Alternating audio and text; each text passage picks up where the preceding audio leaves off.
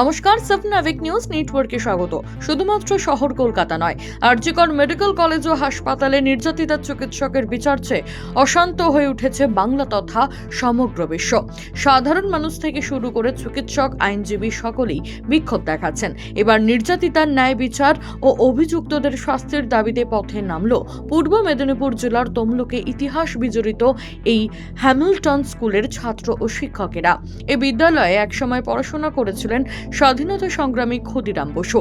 তাদের স্লোগানে ছিল আমার দিদির, দোষীদের শাস্তি চাই। এই প্রতিবাদ মিছিলটি গোটা শহর পরিক্রমা করে আবারও স্কুলের সামনে শেষ হয়।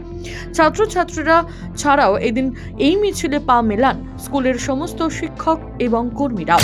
দিনে দুপুরে টাকা উদ্ধার। পুলিশ সূত্রে খবর, এদিন একটি বাইকে করে দুই ব্যক্তি ঘটকপুকুর চৌমাথা থেকে ভাঙড়ের দিকে সিগন্যাল অমান্য করে চলে যাচ্ছিলেন। আর ঠিক সে সময় ঘটকপুকুরে থাকা ভাঙড় ট্রাফিক গার্ডের কর্তব্যরত পুলিশরা ওই বাইকটিকে পাকড়াও করে।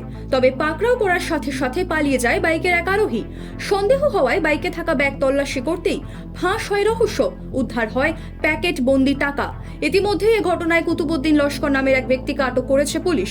দ্রুতকে জিজ্ঞাসাবাদের পর জানা যায়, ঘোটারি শরীফ থেকে টাকা নিয়ে ভাঙড়ে আসছিল ওই ব্যক্তি ও তার আরেক সগ্রেদ। তবে উদ্ধার হওয়া টাকাগুলি কার এবং কেনই বা সেগুলি ভাঙড়ে নিয়ে আসা হচ্ছিল তা খতিয়ে দেখছে পুলিশ। আরজিকরের মহিলা চিকিৎসকের নির্যাতন খুনের ঘটনায় দেশ জুড়ে প্রতিবাদের ঝড় উঠেছে। আর এই ইস্যুতেই এদিন ফের পথে নামল বিজেপি। এদিন রাজ্যের জেলায় জেলায় থানা ঘেরাও কর্মসূচির ডাক দেয় বিজেপি। আর পূর্ব নির্ধারিত কর্মসূচি অনুযায়ী এদিন তিলোত্তমা হত্যাকাণ্ডের সঠিক বিচারের দাবিতে বহরমপুর থানার সামনে সংগঠিত অবস্থান বিক্ষোভ কর্মসূচিতে উপস্থিত ছিলেন বিজেপি বিধায়ক সুব্রত মৈত্র সহ অন্যান্য বিজেপি নেতাকর্মীরা। হাতে প্ল্যাকার্ড নিয়ে এদিনের বিক্ষোভ থেকে চিকিৎসক খুনের ঘটনার দোষীদের দ্রুত গ্রেপ্তার করে তাদের দৃষ্টান্তমূলক শাস্তি দেওয়ার দাবি তোলা হয়। ফের বাস দুর্ঘটনা নেপালে। আর এই হেন ভয়াবহ দুর্ঘটনার জেরে শেষ পাওয়া খবর অনুযায়ী অন্তত 14 জন ভারতীয়ের মৃত্যু হয়েছে। সূত্রে খবর, এদিন পোখরা থেকে নেপালের রাজধানী কাঠমান্ডুর উদ্দেশ্যে উত্তরপ্রদেশে রেজিস্ট্রেশন নম্বরযুক্ত যাত্রীবাহী বাসটি যাচ্ছিল। কিন্তু যাওয়ার পথে আচমকাই নেপালের তানহু জেলার মারশিয়াংরি নদীতে বাসটি পড়ে যায়। আহত হন কমপক্ষে 16 জন, সেই সঙ্গে মৃত্যু হয়েছে 14 জনের। খবর সূত্রের প্রসঙ্গত, গত মাসেই নেপালের ত্রিশুলি নদীতে ভেসে গিয়েছিল দুটি যাত্রীবাহী বাস। আর এবার ফের বৃষ্টি বিধ্বস্ত নেপালের নদীতে পড়ে গেল অপর এক যাত্রীবাহী বাস। 7 আওয়েক নিউজ নেটওয়ার্ক, নেপাল ব্যুরো।